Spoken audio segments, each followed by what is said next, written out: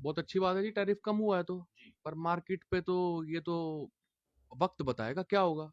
फिलहाल तो सोना भी तेज है और चांदी भी तेज है। चलो सोना चांदी तेज हो जाए। फ्लक्चुएट इतना हो रहा है, रोज के 10-10 20-20 हजार रुपए की सोने चांदी में उतार चढ़ाव आ रहे हैं। मुझे नहीं लगता कोई दुकानदार इस टाइम कमा रहा होगा।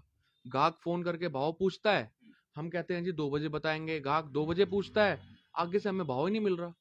भाव मिलता है तो 10-10 हजार रुपए की तेजी है, 15-15 हजार रुपए की तेजी है, क्योंकि वो बेचारे कहाँ से लाके दें सोना। सोना फ्लक्चुएट इतना कर रहा है भैया, जब तक सट्टा बाजारी सोने चांदी से खत्म नहीं होगी, जब तक सोना चांदी हिंदुस्तान में स्टेबल नहीं होगा। सट्टे बाजारी खत्म होगी, लोग सट्टा खेलते हैं सोने चांदी का, जो कम्युनिटी बोलते हैं आप, कम्युनिटी से खेलते हैं, सट्टा खेलते हैं उससे। उसके अंदर इतना फ्लक्चुएट करते हैं, एक एक आदमी सट्टे में 100-100 किलो सोना बुक कर लेता है, शाम को बेच देता है।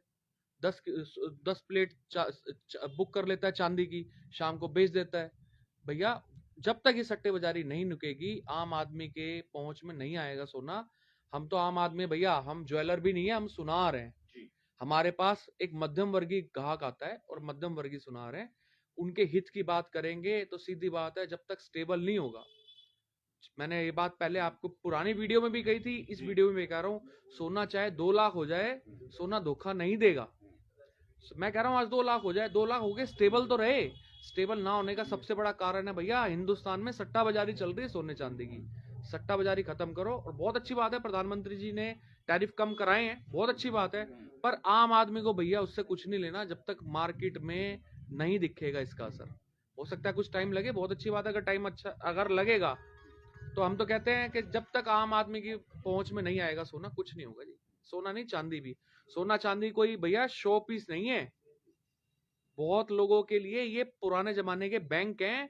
पहले बैंक नहीं होते थे तो अपने घरों के अंदर बुरे वक्त के लिए वो सोना बचा के रखते थे, कि बुरा वक्त आ जाएगा, या कल को बेटी की शादी है, बेटे की शादी है, घर की लेडीज जेवर निकाल के देती थी कि इसको जेवर को तोड़ के दोबारा बनवा लो। वो वक्त आ नहीं सकता, क्योंकि भैया इतने तेज सोने चांदी के भाव हो गए हैं। ये इंडस्ट्री ज्यादा समय की नहीं रहेगी, मैं अब भी कहूंगा, ये इंडस्ट्री ज्यादा समय की नहीं है। ये समय की जब हो सकती है कि जब तक सोना चांदी स्टेबल नहीं रहेगा, बात नहीं बनेगी। अभी आप कुछ देर पहले बड़ी अच्छी बात कर रहे थे कि इसको सोना चांदी को सिर्फ गहने रहने दो, ज्वेलरी रहने दो, माता बहनों के गले की। भैया है ही उन्हीं के गले की, और है किसके गले की। आप एक बार बताओ, किसी बहन बेटी को आप एक बार बगैर जेवर के, एक बार आंख बंद करके एक बार सोचो कि बगैर जेवर के वो कैसी लगती है, बगैर नो स्पिन के। सारी बात छोड़ दो, एक सुहागन लेडीज नो स्पिन, पैर में चुटकी और पजेब से पहचानी जाती थी, और मंगलसूत्र से। आज के टाइम तो भैया कुछ भी नहीं बन सकता।